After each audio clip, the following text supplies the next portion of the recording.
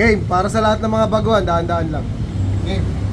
Alam ko may mga nanonood na matagal na at baka isipin na paulit-ulit na naman ang ginagawa natin. Pero tandaan nyo, hindi ko to inuulit-ulit para sa taong mga marurunong na. Inuulit-ulit ko ito para sa mga taong ngayon pa lang nagsisimula, para sa mga taong may pangarap at handang matuto. Alam nyo, lahat naman tayo nagsimula sa walang alam. Walang taong pinanganak na eksperto agad. Bago ko naman ito natutunan, dumaan din naman ako sa pagkakamali, sa pagkalito at sa paulit-ulit na pagtatanong. Kaya kung baguhan ka at pakiramdam mo mabagal ang proseso mo, huwag kang panghinaan ng loob. Mas mabuti na mabagal pero sigurado kaysa mabilis pero mali ang direksyon. Habang ginagawa natin ito, gusto ko lang maintindihan nyo na hindi lang ito simpleng deboning. Hindi lang ito basta pagputol, paghahanda o pagsunod sa proseso. Bawat galaw na natututunan nyo ngayon ay isang hakbang papalapit sa mas malaking pangarap. May mga taong nangangarap makapagpatayo ng bahay. May mga taong gusto mabigyan ng magandang buhay ang pamilya nila. May mga gustong mapag-aral ang mga anak nila at may mga gustong makapag-abroad para magkaroon ng mas magandang oportunidad. Lahat ng iyan nagsisimula sa pag-aaral ng maliit na bagay. Yan kasi gusto natin agad makita ang resulta, gusto natin agad umangat, gusto natin agad kumita ng malaki, pero ang totoo, ang tagumpay ay binubuo ng maliit na hakbang na paulit-ulit mong ginagawa araw-araw. Kahit simpleng proseso lang ito sa paningin ng iba, sa paningin ng mga marurunong na may dahilan kung bakit kailangan itong matutunan ang tama. Dahil kapag nasanay ka sa tama, magiging natural na ito sa iyo balang araw. Darating ang panahon na hindi mo na kailangan isipin bawat galaw dahil nakasanayan mo na. At alam nyo kung bakit mahalaga yon? Dahil kapag nagtrabaho ka na sa mas malaking kumpanya o kaya sa ibang bansa, hindi sapat na sipag lang. Kailangan din ng tamang kaalaman at tamang pundasyon. Maraming tao ang may pangarap makapag-abroad pero hindi lahat handang dumaan sa proseso. Hindi lahat handang magtiis habang nagsisimula. Hindi lahat handang mag-practice kahit walang nakikita. Pero iyon mga taong handang gawin ng mga bagay na ayaw gawin ng karamihan, sila ang kadalasan nakakakamit ng mga pangarap nila. Kaya habang pinapanood mo ito, wag mong isipin na simpleng video lang ito. Isipin mo na isa itong leksyon na maaari mong magamit balang araw. Baka hindi ngayon, baka hindi bukas. Pero darating ang araw na maaalala mo ang mga bagay na natutunan mo dito. Alam mo, may mga taong minamaliit ang simpleng trabaho pero ang katotohanan, walang simpleng trabaho para sa taong seryoso sa pangarap niya. Dahil kahit gaano pa kaliit ang ginagawa mo ngayon, kapag ginawa mo ito ng maayos at may dedikasyon, maaari itong maging daan sa malaking oportunidad. Minsan ang hinahanap ng tagumpay ay hindi talino, hindi swerte, hindi consistency. Iyon kahit napapagod ka na, ginagawa mo pa rin. Kahit paulit-ulit, ginagawa mo pa rin. Kahit wala pang resulta, ginagawa mo pa rin. Doon nagsisimula mabuo ang disiplina. At kapag may disiplina ka, mas matatag kaysa sa taong umaasa lang sa motivation. Dahil ang motivation nawawala pero ang disiplina nananatili. Kaya sa mga baguhan, huwag kayong mahihiya kung may marami kayong tanong.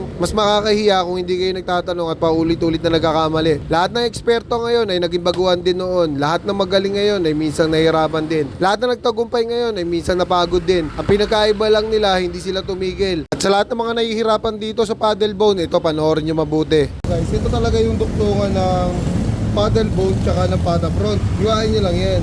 Ha? Makikita nyo na agad yung duktungan na yun, mapaghihiwalay nyo na agad. Tapos hiwain nyo lang. Angat nyo lang ng konti yung knife nyo rito kasi hindi pantay yung buto nyan. Tapos hiwain nyo. Yan. Okay. Pag nahiwa nyo na yan, may litid dyan sa ibabaw. Hiwain nyo lang, pababa, papunta hanggang sa buto. Yan, para mahiwa nyo yung buto. Kasi pag nahiwa nyo yung buto na yan, may hiwa na rin yung soft tissue nyan. Ito yung soft tissue. Ayan. Tapos pag nagawa nyo na yan, ito yung layer na puti. Adjust lang kayo half inch. Hiwain nyo itong laman.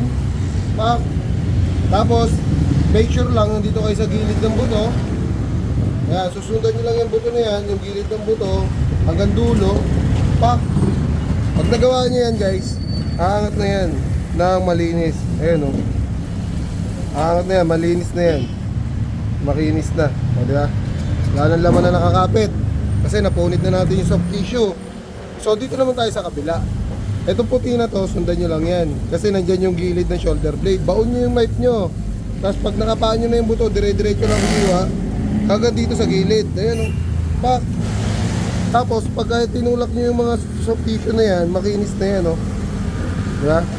Ganyan lang guys. Dinadahan-dahan ko lang para masundan ng mga nagsisimula pa lang. Ano eh. Ayan, makinis na. Tapos ang gagawin nyo, tulak nyo hanggang dulo. Pak! Kailangan makita natin yung dulo ng paddle bone.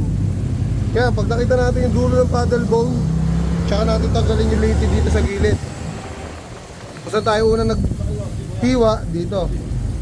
Yan, tanggalin niya yung litid na yan. Tapos paikot lang. Yan, paikot lang. Pag nagawa nyo na yan guys, para sure ball na malinis yung ilalim, kayasin nyo yung mga nakakapit pa ng laman dito sa ibabaw. Yan. Tapos, hiwaan nyo ng isa sa ilalim. Yan. Pag nagawa nyo na yan guys, madali nang hatakin to, promise. In 3, 2, 1. Ganyan lang. Okay lang kahit may sumamang konting laman. Pagdating naman sa tray test, very good pa rin naman yan. Ang mahalaga na nagawa nyo na maayos, tanggal nyo na madali. So syempre dahan-dahan pa lang to para makita nyo yung technique. Ngayon pagka nagawa nyo na yung technique, pwede nyo na samahan ng konting bilis para pasok pa rin yung oras nyo pagka nag-tray test kayo. So yun lang. Sana nakatulong sa lahat ng mga nagsisimula pa lang. Isa.